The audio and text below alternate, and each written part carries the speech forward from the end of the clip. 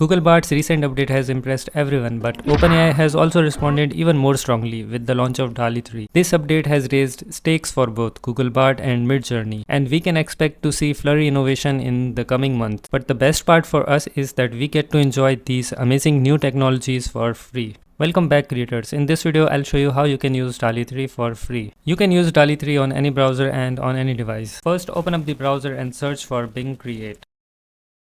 Then click on first link. After that, click on join and create. If you already have Microsoft account, you can sign in from here, and if you don't have, just click on create one. Then enter your email address and click on next. After that, enter your first name and last name.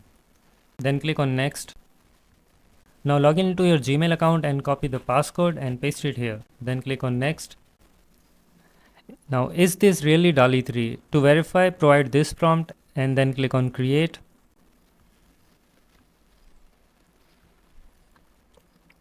And if you get images like this, then it's definitely DALL-E 3.